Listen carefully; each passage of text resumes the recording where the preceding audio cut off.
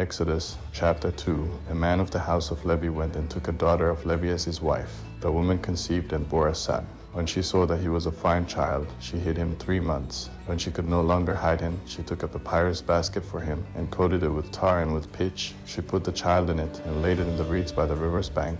His sister stood far off to see what would be done to him. Pharaoh's daughter came down to bathe at the river. Her maidens walked alone by the riverside. She saw the basket among the reeds and sent her servant to get it. She opened it and saw the child, and behold, the baby cried. She had compassion on him and said, "This is one of the Hebrews' children." Then his sister said to Pharaoh's daughter, "Should I go and call a nurse for you from the Hebrew women, that she may nurse the child for you?" Pharaoh's daughter said to her, "Go." The young woman went and called the child's mother.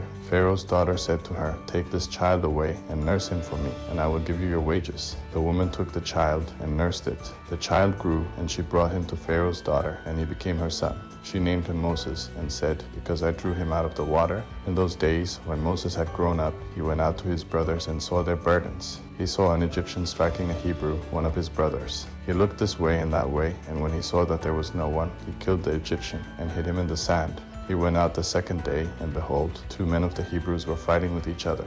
He said to him who did the wrong, "Why do you strike your fellow?"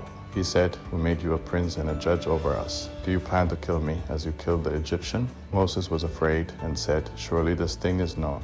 Now when Pharaoh heard this thing, he sought to kill Moses. But Moses fled from the face of Pharaoh and lived in the land of Midian, and he sat down by a well. Now the priest of Midian had 7 daughters. They came and drew water and filled the troughs to water their father's flock. The shepherds came and drove them away, but Moses stood up and helped them and watered their flock. When they came to rule their father, he said, "How is it that you have returned so early today?"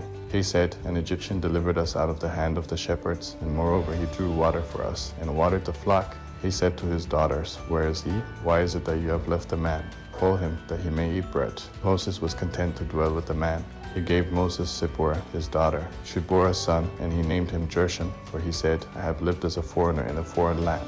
In the course of those many days, the king of Egypt died, and the children of Israel sighed because of the bondage, and they cried, and their cry came up to God because of the bondage. God heard their groaning, and God remembered his covenant with Abraham, with Isaac, and with Jacob. God saw the children of Israel, and God understood.